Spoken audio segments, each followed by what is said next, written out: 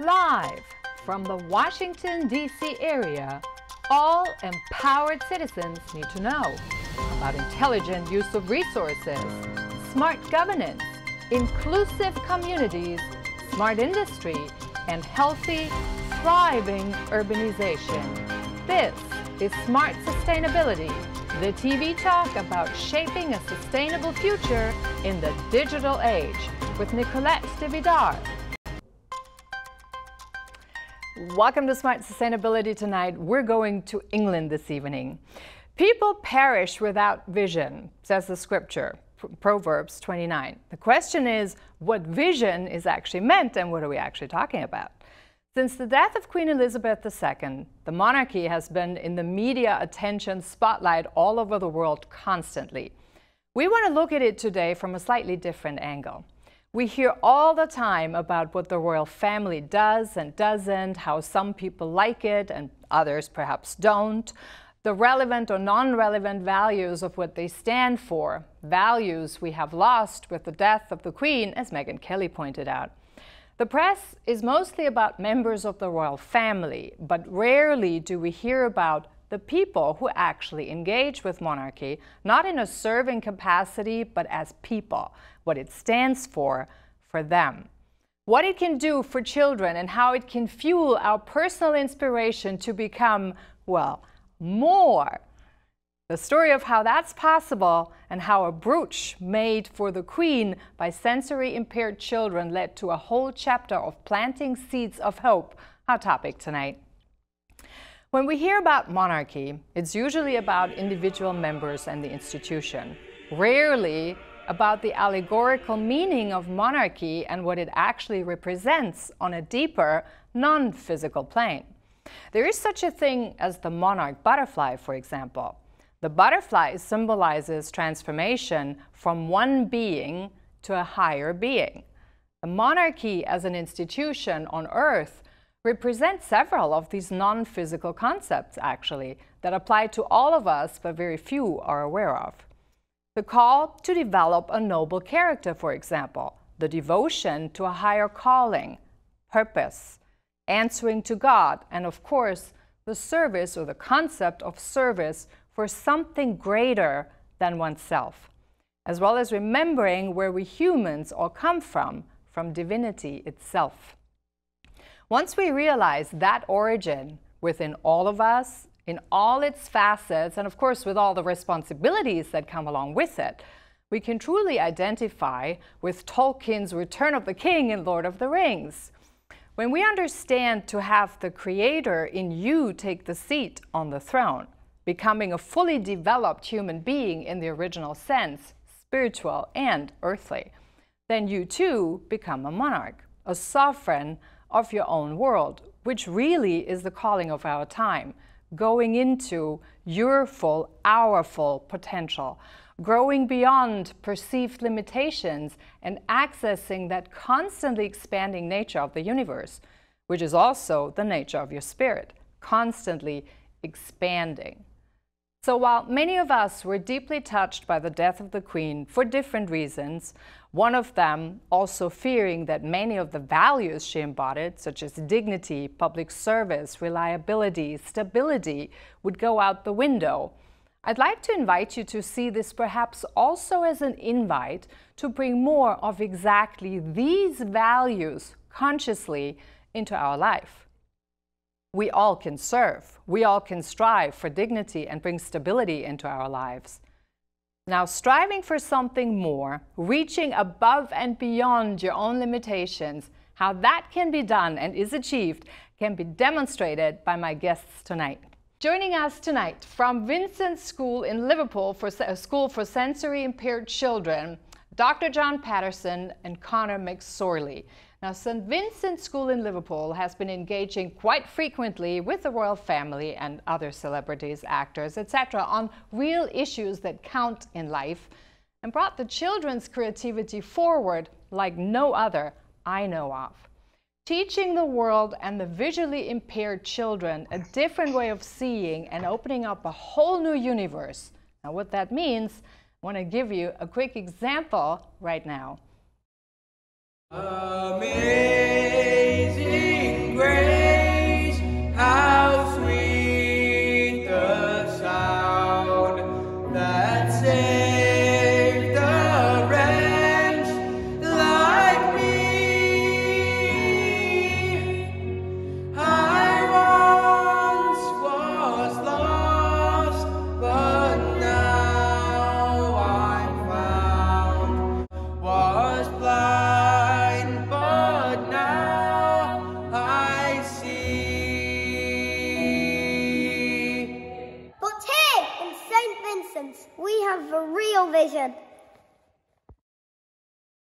absolutely stunning.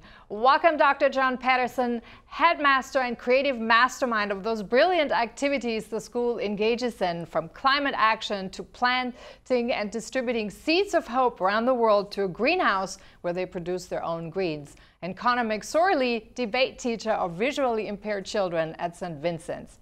St. Vincent's, by the way, is globally active and highly supported by Yoko Ono, the royal family, singers and artists, actors and actresses, Rotary International, and many others.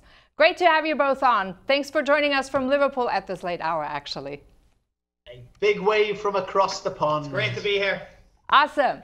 Okay, let's dive right in. So, you know, with all the stuff that's been going on in England, you've heard there were all these tributes to the Queen, the monarchy and the royal families constantly actually on the news and in the headlines and things like that. But St. Vincent also paid tribute to the Queen, and I'd like to know, before we get there, tell us a little bit about what St. Vincent is actually all about. St. Vincent's is all about giving the best possible opportunities to visually impaired young people.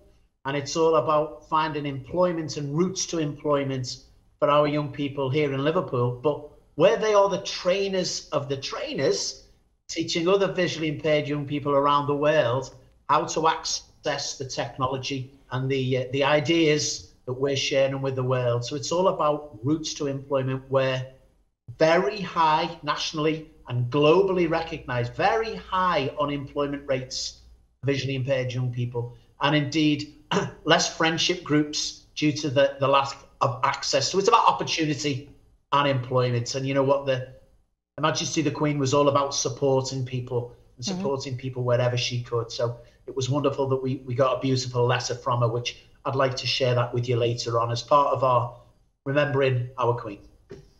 Yeah. Connor, you want to add something to that? Well, where I come into that is, so I've set up a debate club, and what I do with the kids, it's visually impaired people, obviously they have a voice as well, and with their loss of sight, their voice is even more important to get out there. And my lessons are all about helping pupils become active citizens, so getting politically engaged, getting engaged with the community, learning about their rights and their responsibilities. Like, for example, we've got all sorts of guests, from MPs, members of parliament, to trade unionists, to climate activists. So where I come in is, John's all about innovation and employment.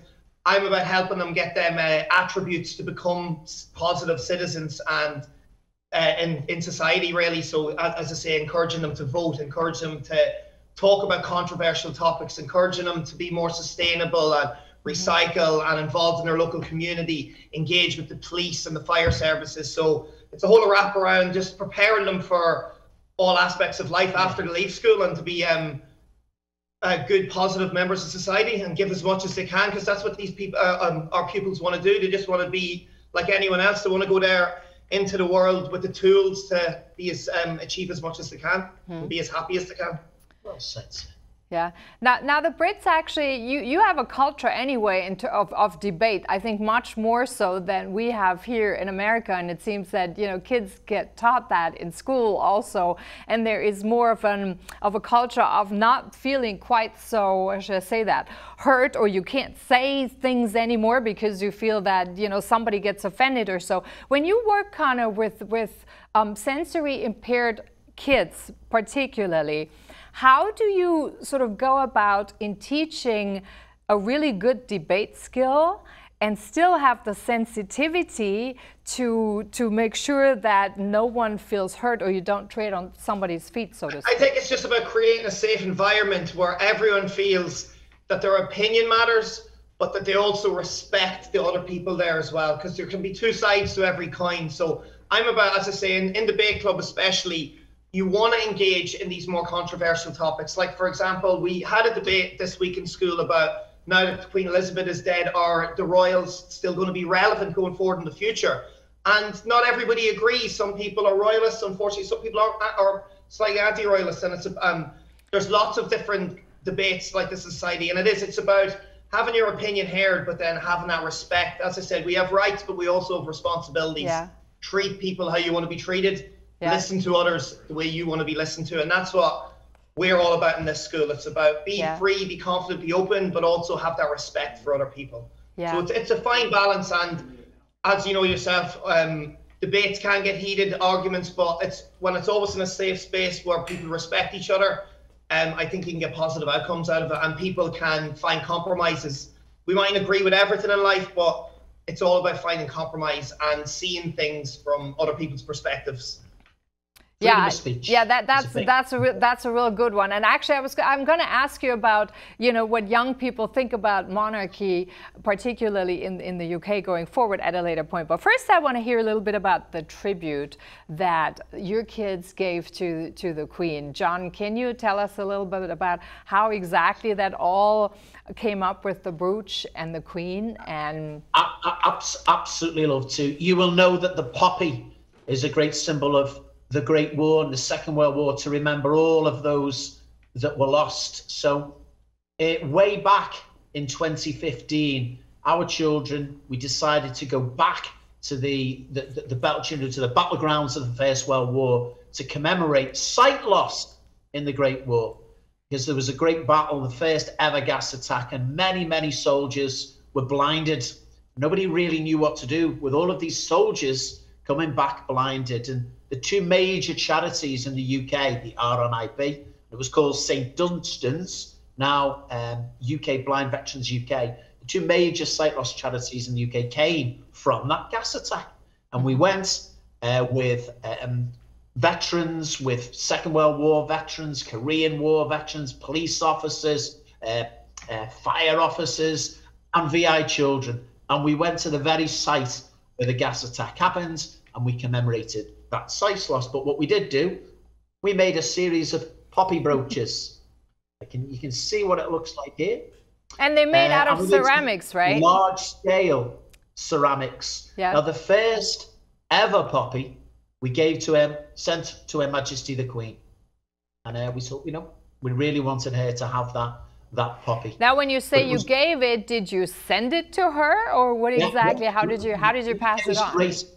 The UK is great in this way. Every large city, they've got a high sheriff, and they've got the Queen's representative, a Lord Lieutenant. So we sent it through the right channels to Buckingham Palace, which wonderful to have it acknowledged. Absolutely wonderful, because what happened after that, Her Majesty in 2016 actually came to Liverpool, and there was a wonderful event where our children were invited to sing.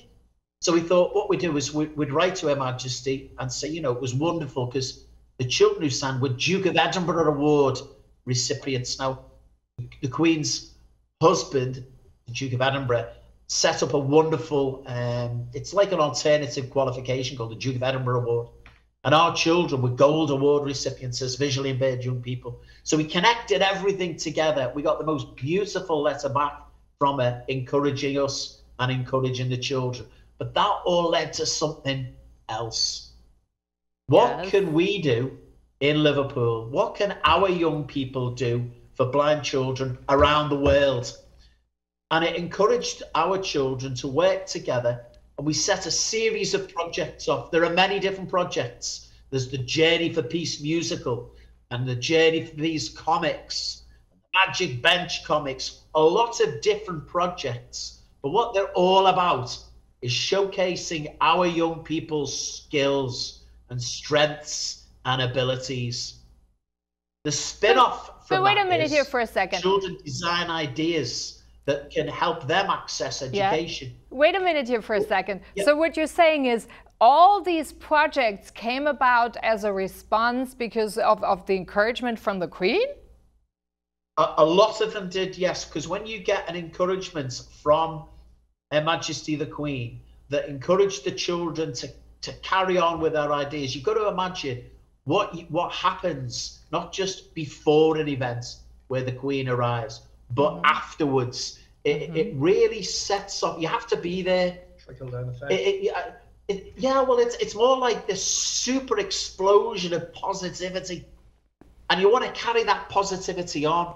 I've been very lucky to be there on a number of occasions when Her Majesty has turned up. The whole vibe is super positive, and it just encourages you to want to do more. That was something very special about the Queen. You know, she she would meet people, and my goodness, she'd done her homework. She knew who everybody was, and she talked to people. That encourages you further, and our children felt included. When you get a letter from Buckingham Palace, that makes you feel included. And it's that inclusion. It was all part and parcel of, right, what can we do now across the Commonwealth and beyond? What can we do for visually impaired children all over the world? And so that wonderful positivity has continued, because the ideas that our children are coming up with go in a physical box. It's called a sight box. And that sight box has been funded by Rotary and Lions. They're both global organizations. It's a toolkit for access to sports and education. And that site. Okay, hang on a second here. We're going too fast here. So I want to come back here for a moment. So basically, what really sort of set you out on this whole track of really reaching out to the world and figuring out, how the kids can really become even more and grow even beyond that. So we had the encouragement that you got through the letter from the Queen, and you had sort of that aspiration to do more than that. Okay, now when we hear all of this, of course, I think one has to be either British or live in a country with a constitutional monarchy, where you can kind of put this together and sort of see this as the, something that can be such an on-spurring element, so to speak, in going forward. So let me ask you, so personally, what represented the Queen, or what is the monarchy to you, John? To me, you've got to look as when we were young. Television. I remember the first person in our road who got a television, and everybody in the road went to their house. And it was the Queen's speech at Christmas. You were encouraged. What's coming up for the next year? So we all grew up with the Queen. But when you look now and you look back, you look at a woman at 21. Decided and gave her life to the service of her people. We talk about girl power. Here is an incredible woman in leadership who served people her entire life. And that is a selfless service. And I'm absolute respect for it, for what she's done for people her entire life. So that's what she means to me. Something of service, somebody to look up to, something to go, you know what? Let's stick together. There's a great glue. When you look at the queues, people are queuing something like 5 miles to see the Queen lying in state. There are queues for the queues, and the people, it's wonderful to see people bowing from all walks of life. There's different people, army salutes, navy salutes. It's all manner of people just recognizing something there. Communities brought together. Togetherness, and we're missing a bit of that, I think, around the world. And she was a great gel, a great glue to society. So that's where my respect, what she means to me. Now, is that easily being transferred, though, to monarchy as a concept, or was that more to a person? Now, Connor, you're Irish. Love to hear your point of view on that one. Well, as an Irish person, I wouldn't call myself a royalist, but what I would say is that you have to respect the woman herself and the service that she gives. Anybody that works for 70 years, I'm a civil servant. My mum and dad are civil servants. They worked in education as well. And anyone that you have to, as I said, I'm not a royalist myself. And now I think there is a debate going forward with the royal family and their relevance. But Queen Elizabeth herself, you do have to respect the woman and what she did and the life of service that she gives. So yeah, on and all, I still wouldn't say I'm a royalist, but I did respect her and everything that she did. Yeah. So, okay, coming back to the project, when you got the letter from the Queen, how did the children react? Well, you got to remember that there's one of the biggest things for visually impairments is that lack of inclusion. And of pan disabilities, it's the lowest participatory group of all disability groups. So a letter including them from Buckingham Palace is super encouraging. And we took that round the school, we put it in a, what's that plastic that you put around it and you seal it? So it was really everybody tactile got to touch that and know where that had come from. The whole thing you're asking there about the monarchy.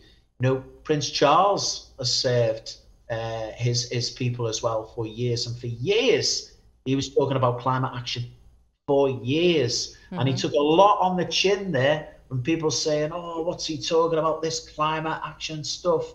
He was spot on. And now as King Charles, I'm encouraged actually that the monarchy in that sense will move forward with that whole bringing peoples together again at a time when we really need it. We need cohesion. And I think it would be great. Princess Anne as well, absolutely wonderful woman. So I'm a lover of what that means in bringing people together. Monarchy does that. Interesting. So I'd like to hear a little bit, Connor, from your experience in the debate also. How do younger children see that nowadays?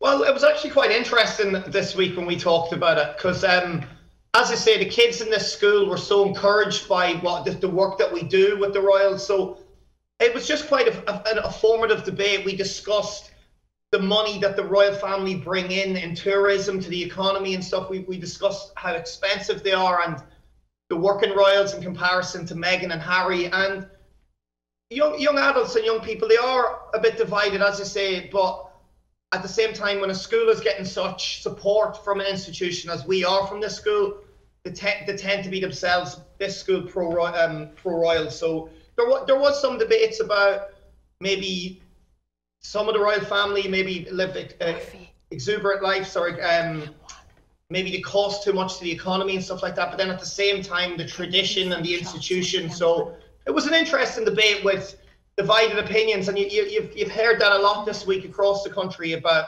as I said, she was loved by so many people, but the royal family, it is a debate that will continue. But as a school ourselves, when we've been supported by the institution so much, the pupils here were very supportive of the royal family, especially this week. Interesting. But of course, we're in America and we hear a lot about Meghan and Harry, so I cannot let this go without actually hearing what they thought about that. Well, I mean, Prince Charles, the King, told them he loved them both, and wished them luck. They're going to continue their lives overseas in America. So he gave them a great blessing. But I don't think we can comment on that, really. Okay. So when it came up in the debate, though, did it show sort of sympathy for both sides or not? Yeah, as I say, they're always formative debates, and we didn't really focus. We just focused sort of on the royals as a whole and the institution and tradition versus going forward in the future. Yeah, Harry and Meghan didn't really come up too much. Yeah. Now I want to talk a little bit about a project you've done, and you did I believe or sing or say a poet to now Queen Camilla. John, tell us a little bit about that. Queen's Consort.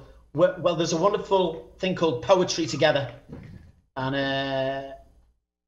as the Duchess of York, but the whole thing of Poetry Together was to bring communities together through the medium of poetry. Yeah. And we were invited to go and read in London. And obviously now, as the Queen's Consort, it was great that we were performing for her. And the children chose a song. And it's a song by Charlie Lansbury. Yeah, and we have it in America. And it's called Colour of the Wind. And they read Colour of the Wind as a poem. And it went down really well. All right. What colour is the wind, Daddy? Is it yellow, red, or blue? When he's playing with my hair, Daddy, does he do the same to you? Is it yellow? When he's dying, does his colour fade? Is a gentle breeze a lighter shade? Just like his friend, the sea, the wind feels blue to me. Blackbird starts to sing, Daddy, do the flowers hear him too? When he's pouring out his heart, Daddy, tell me what do roses do? When he's dying, do they cast their scent upon the air? Is a fragrance just a rose in prayer? Giving thanks to God above for the blackbird's song. Blow, wind, blow, wild and free. My daddy says you're a lot like me. I know each colour, its shape and size. I've seen them all with my daddy's eyes. I know the grass is green, Daddy. I touched it with my toes. And snow is purest white, Daddy. I felt it with my nose. My favourite colour has to be the colour of your love for me. Daddy, I've been told that love is always gold. That is so Beautiful. Now talk to us a little bit about the concept. What is it? What does the color of the wind actually represent, John? How does it come across? Okay.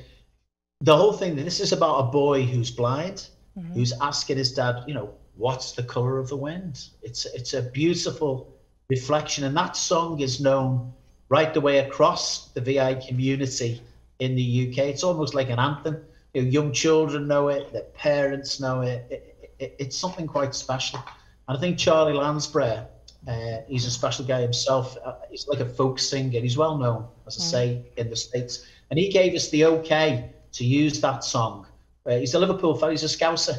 And he gave us the okay to use that within projects. So we've used it, we've sang that, the Philharmonic in Liverpool. And we asked his okay to put that into a poem. We read that, as I say, for the Queen's Consort. What we wanted to do is to showcase again creativity, music, art, dance, drama, sport. These are all the creative mediums that visually impaired young people are just as good at as anybody else. And in fact, in many ways, often better.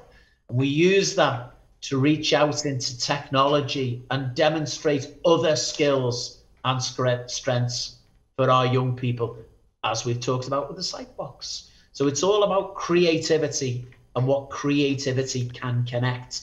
And the poppy brooch is creative. And that creativity, fortunately, connected Her Majesty, the Majesty the Queen. And we want more creativity to connect blind children around the world, specifically across the Commonwealth and beyond, as part of our lasting legacy. The lasting legacy that we started off way back then in 2015 to commemorate sight loss in the Great War. There's a storyline in there, isn't it? Absolutely all the way. It's all about our young people, their lasting legacy. What would those soldiers have done if they thought they'd lost the sight way back in 1915? What's the meaning of all of this? If it'll help children around the world in 100 years' time, what would it be worth? So that's our lasting legacy, and backed by the staff in this school to encourage creativity as much as we can. That's the lasting legacy we want to be part of. Yeah, you know what strikes me most, what I actually find most fascinating about all of that is you talk about creativity. And the thing with creativity, we talk about all these deeply human aspects, so music, arts, poetry, you know, the communication skills, all these things, imagination. Those are deeply, deeply human gifts. And yet we have people who are challenged in that realm, but they completely pass beyond that and reach into something that really not only unites it, but it kind of makes the whole person whole in a way, doesn't it? Say that again, that last bit, because it dipped out. My audio dipped out a little bit there. Sorry. So when we tap so much into these deeply human gifts, the creativity, particularly music, poetry, arts, when you dance very often as well, communication skills, you know, debate, communication skills, all these real deeply human skills, imagination. So we have on the one hand these amazingly human skills, and then we have people who are challenged in a physical sense in exactly those skills, because for example you can't see with your physical eyes, or you can't hear with your physical ears, or things like that, and yet these deeply human gifts are exactly what allows them to reach beyond and in a way become whole. Is that fair to say? I think with visually impaired people, it's like anyone that feels that maybe they're less able to do other things than other people don't realize that everybody has that creativity in there. It's about giving people the confidence to unlock it. And that's why the likes of music and poetry and oratory, speaking, it's about, just because you can't see doesn't mean you can have as loud a voice as everybody else. And here that's in the school, that's what we try and do. We try and encourage our pupils to shout as loud as they can, sing as loud as they can, get their voice across as loud as they can, because their voice is just as important as everybody else's. And we try and tap into that creativity, whether that's through gardening, whether that's through cookery, whether it's through music, whether it's through poetry. There's always a way to tap into that creativity. And just because you've lost your sight doesn't mean you've lost your soul, as to say, you know, your confidence. And in the school, that's what we try and do. We try and build confidence in all those ways. And then you go out into the world and you find that these people have just so much untapped creativity, and it's just about finding that confidence to get it out there and be confident in the world, showing your creativity. Amen to that. There's another Liverpool fella, good Scouser, who sadly passed away recently, but moved out to a small place in America called, is it Los Angeles? A small place, yes. By now it probably is a small place. Sir Ken Robinson, and he is like a genius of creativity, and he wrote a great study, Do Schools Crush Creativity? So we are massive believers in creativity because of what it brings. If young people with a visual impairment are allowed to be super creative, their confidence goes through the roof. What we have found is once that confidence goes through the roof, they come out with many imaginative ideas. You've hit the key there. You mentioned imagination. And when we capture that imagination, what we've found is we take those ideas and we physically make those ideas. That's what the Sight Box is. It is a box of the imagination of young people with visual impairments put together and sent to visually impaired children around the world to help them start getting creative. That's what the beauty of our young people here is, and the beauty of St. Vincent as a unique place in the world. Yeah, absolutely. Can actually everyone, I mean, is it open to all students? The Sight Box is open to all students, but we've got to pay for the content. We've got to pay to get it around the world. And that's where third sector organizations, Lions and the Rotary, who are both global, they've helped us pay for those boxes. There's no profit in it. We don't want to make money out of it. We just get the equipment out of Liverpool to children around the world. We've also keyed it in with a thing called an ET box. ET phone home. ET from ET. Wait a minute. ET from the actual ET? No, we just called it an ET box. There's a story behind that. It's the Eileen Tamlin box because it was funded by in memory of a woman called Eileen Tamlin. Yeah. And it's glasses for children with albinism. And there are hotspots in the world where the witch doctors are after the children with albinism for body parts. This is real stuff. And the big access for those young people is to get them sun-sensitive sunglasses, prescription sunglasses, which we've managed to get into some very, very, very dangerous places out of Liverpool, made up and sent overseas. So there's a lot of equipment that we can send around the world. We know where it's needed. Thank you, Lions, and thank you, Rotary, have funded them. We'd love Lions and the Rotary to help us more, because there's something like 54 million visually impaired young people that could well do with the teaching and learning that comes out of this school, creativity and innovation all the way. I'm going to go to Cam too. Now, when you talk about all of this, John, there is also, I hear a big element of service in that. For example, the Sight Box, there's in all of those projects that you're doing, there's an element of public service in that. Now, is that also a little bit the link to perhaps understanding what the monarchy in a deeper sense stands for? That's a wonderful key. That's a wonderful key. Okay, in America, your universities are very, very big on service learning, service-learning, and it's a form of volunteerism. Service learning actually was originally conceptualized in the UK, but the good old USLA really got behind it and put it into universities. So what is that? Service learning, if I was to paint a fence, that's service.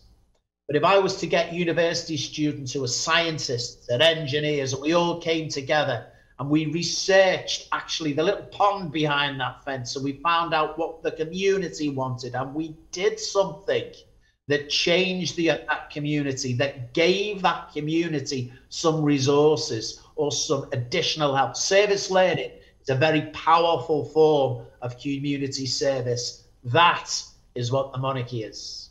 Real service learning. And if you follow their example, the good example of Her Majesty the Queen, maybe that's a good way for America to understand what the monarchy would mean to people like myself. Interesting. That's a very interesting. Well, I guess I did push the right key, didn't I?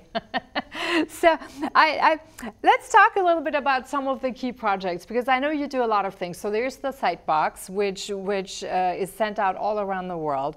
Now, you also do a lot about climate action, and I think you also do your own gardening, for example. So how do you engage?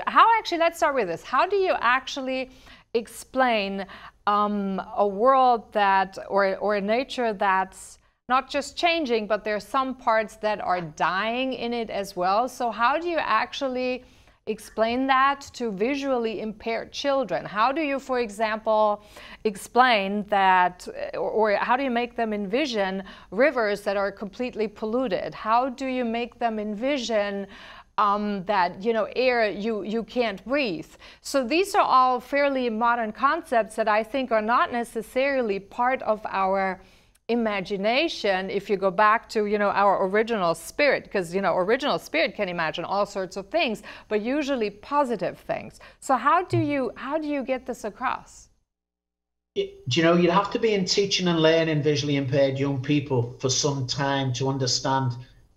They quite literally see things differently. Yeah, sight isn't your only sense. People forget that we have 5 other senses, and it's education in the school is all about tapping into all those different sensory aspects. So you've got touch, feel, taste, perception, creating a picture that they can see and imagine. You know, it's not just what you can see visually in front of you in the picture you can paint. It's about tapping into all them other sensory aspects of, especially with the likes of the Grow Wild project. You know, it's about from the seeds up. So you're planting the seeds yourself. You're feeling them seeds go into the ground. You're sensing them grow in front of you. And then when these things do grow, you can touch them, you can taste them. And these kids, they have their own imaginations and develop their own pictures about these things. And that's how we sort of relate that then into other things like climate issues. I had groups of kids a few weeks ago, because I teach history and geography as well, and we were out in sand dunes and looking at coastal erosion. And you know, when you're walking on that beach and you can smell the sea air, but you can feel these sand dunes moving around you, it really does paint a picture that is,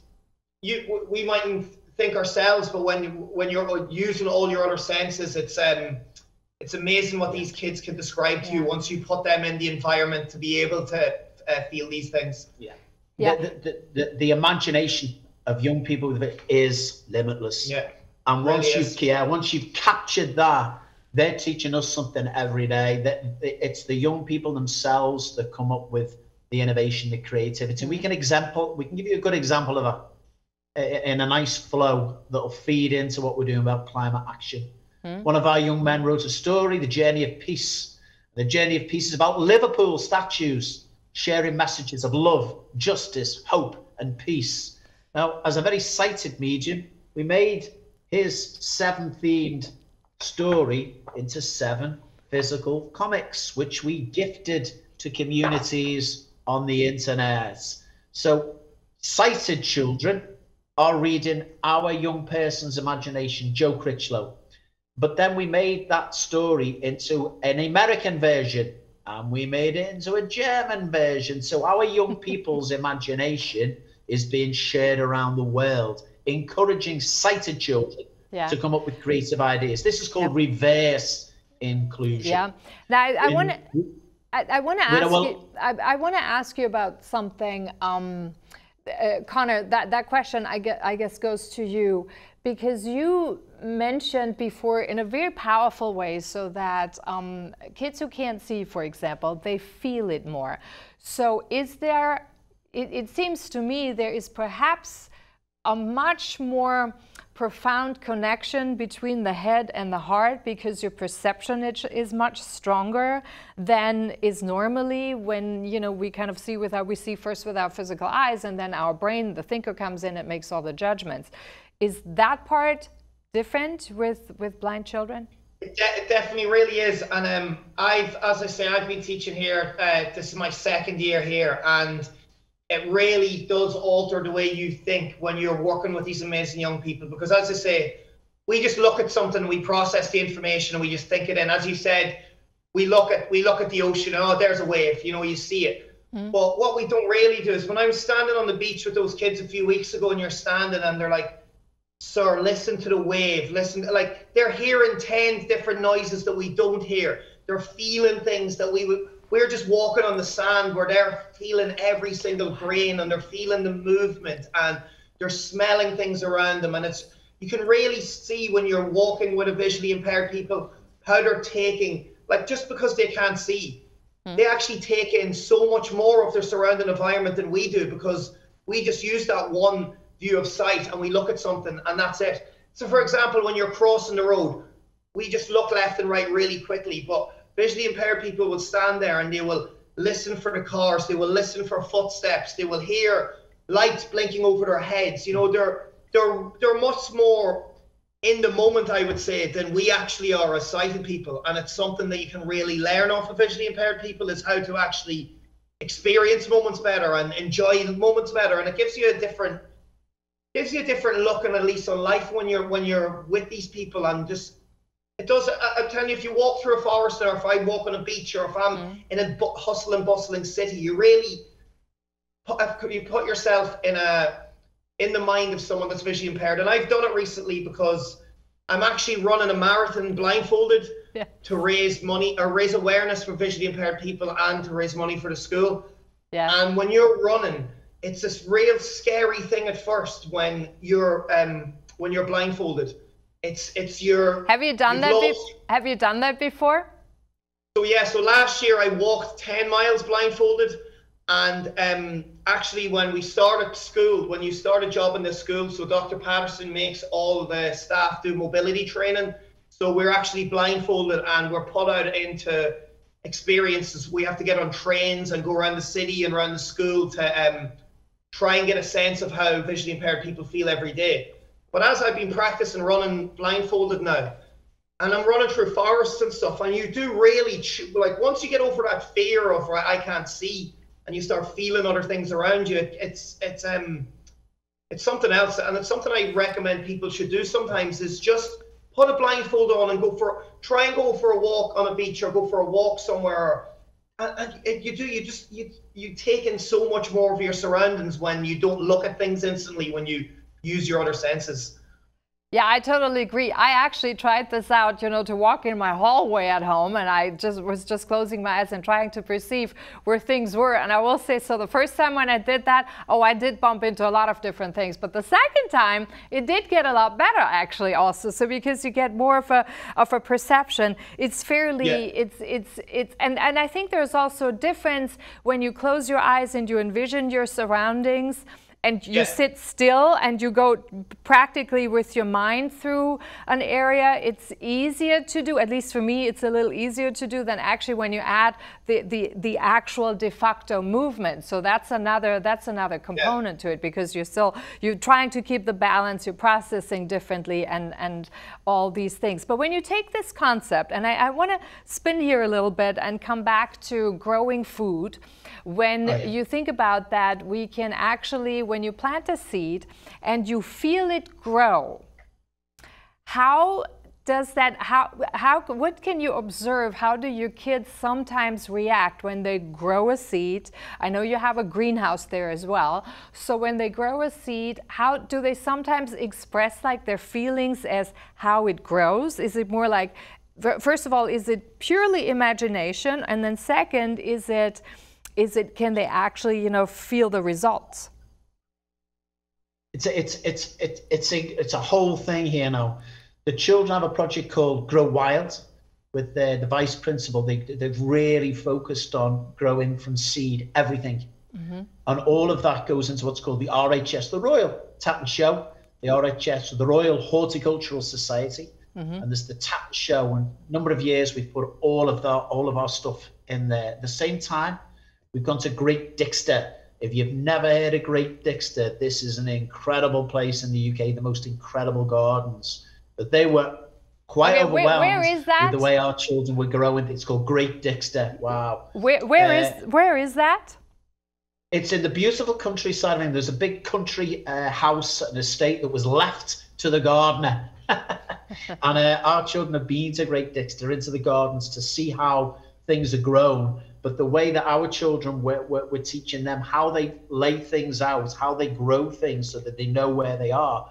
Our children, we're teaching them something. And the work that we've done, particularly the Vice Principal Dave Swanston, they've done immense amounts of growing things and giving it away to the communities through a project, The Little Free Greenhouse. I mean, you know, Veg from St. Vincent's, for instance, this evening was out into the homeless in town. Fruit from the fruit trees that children processed was made a beautiful dish called apple crumble. If you've never had apple crumble, honestly, it beats your apple pie. Cobbler over in America. What do they call it? Cobbler. Okay. The cobbler, yeah. And they gifted out to food poverty in Liverpool, people who are in need. But that's flipping the narrative. Our young people are serving people. You know, that's where we come back to the service and Her Majesty, you know, serving other people, helping other people. But those projects all come together in our children sharing their strengths, doing what they can, learning about the environment. And that's where our projects all really start to really connect, because the children are leaders in what's called Let's Go Zero, the national campaign, where the children's faces were on billboards up and down the UK. And part and parcel of what they were doing was they officially attended COP26. You'll know COP26 is the biggest environmental meeting that the planet's ever had. And our children were handing out seeds of hope. Our young people are the seeds of hope. And you know that great saying, you can count the number of seeds in an apple, but not the number of apples in a seed. It's all about our young people investing in the creativity of young people, investing in the creativity of visually impaired young people. And the fruit is innovation, creativity, social cohesion. And I think that's what the Queen invested in. You know, she invested in people's creativity and that, you know, that love.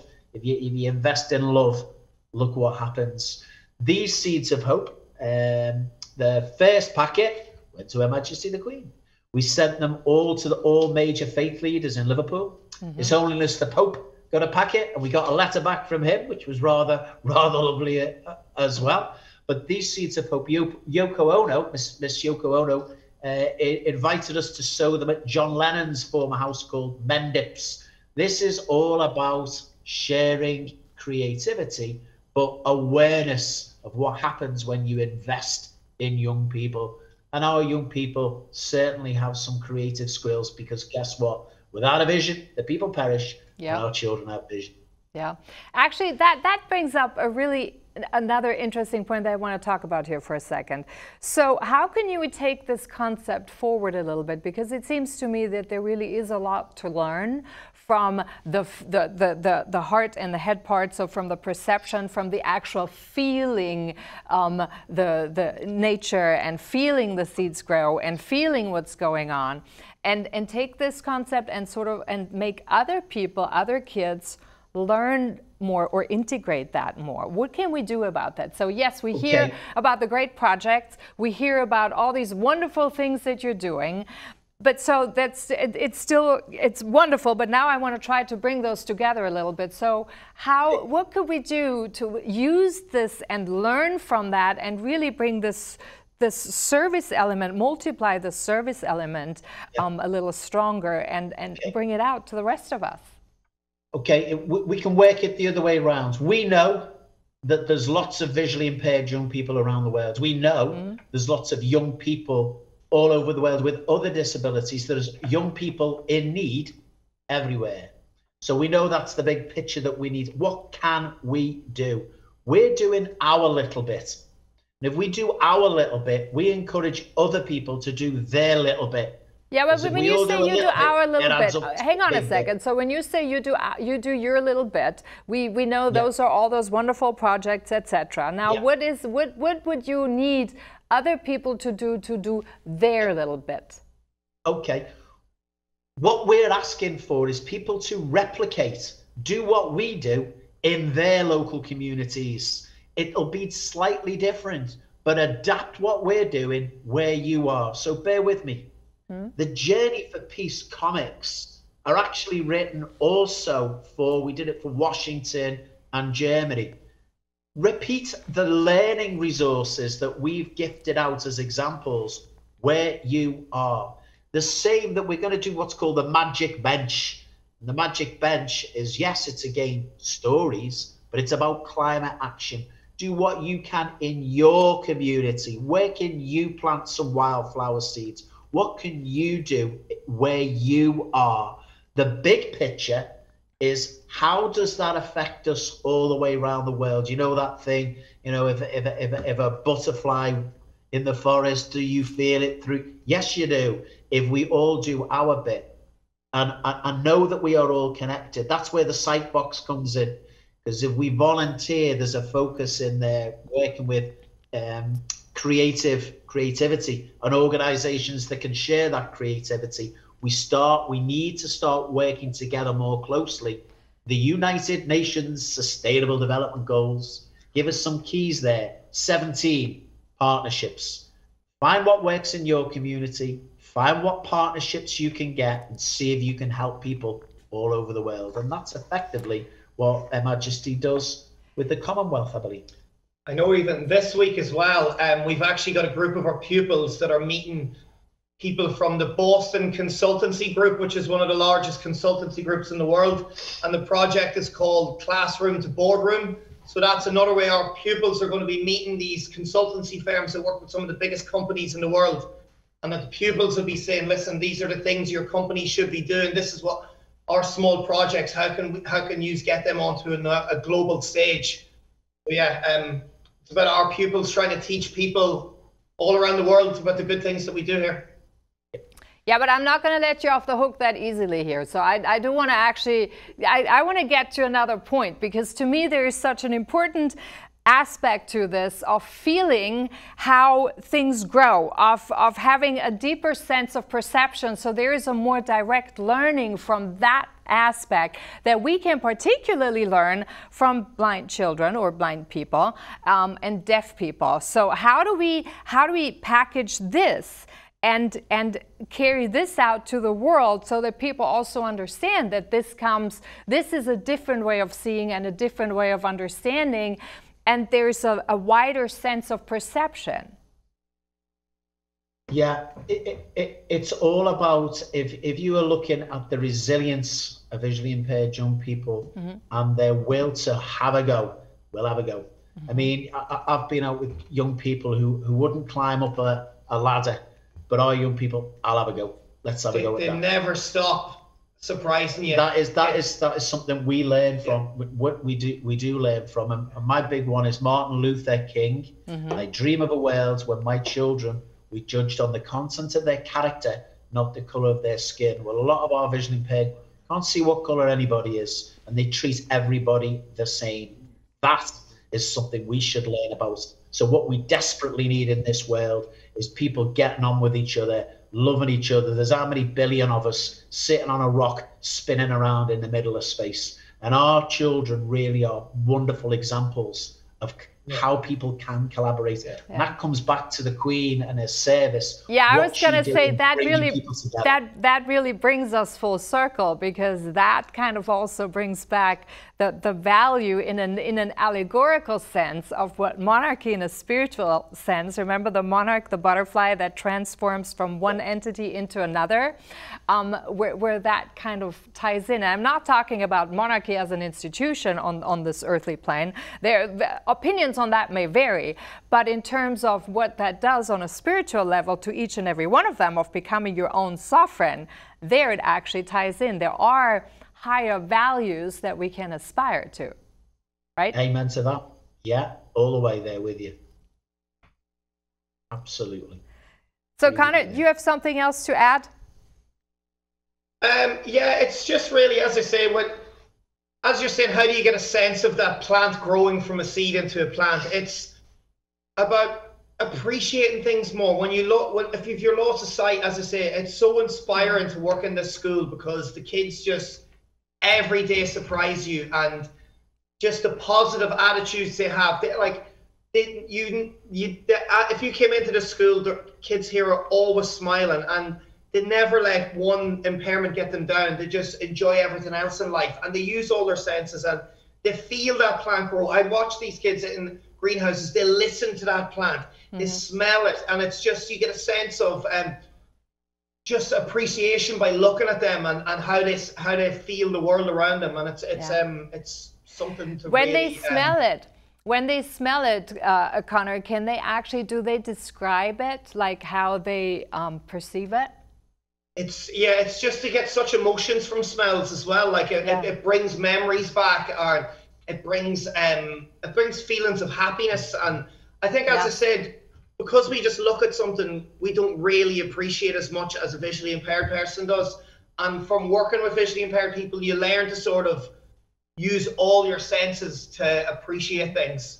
Yeah, if I can give a reflection on that quickly. When I first started here, I did an assembly, and I was talking about the Native American Indians, I believe, are fearless in heights, and a lot of them are the scaffolders in the really big, tall buildings. I was reading about it, so I was talking about Indigenous American Indians, and fearlessness, and the warriors, and I said, really high. And this young boy stood up and he put his hand above his head and he goes, "What do you mean really high?" Think about it for a second. That's a good, He has no sight and he wants, what do you mean really high? So from above the reach of his arm, his imagination is limitless above that. So, you know, it is capturing that reflection and that moment that a young baby is asking me, because between that space there's an immense amount of creativity, and our young children fill that space in. That's something to really think about. So we have about 2 minutes left, and in those last 2 minutes I want to ask you very briefly about how your children at St. Vincent's particularly, how do they go forward in the world? Are they afraid of what's coming at us right now, or do they trust their own resourcefulness and creativity and sort of think we figure it out to build the world we can build? All about optimism. And John just used an analogy of scaffolding there, and I'm going to use the same one, because our school, we're the scaffolding, and the pupils are everything they learn in the school. They're slowly building the wall for when we leave and take that scaffolding away. There's going to still be a strong wall standing, and that's what we hope with every pupil. We're the support structure, we're the scaffolding while they're here, but everything we're teaching them, every project that they're involved in, every vegetable or plant that they grow, is building a little bit more of their wall. So by the time they're ready to leave here and go, or the political debates, or engaging in community, all these things that we do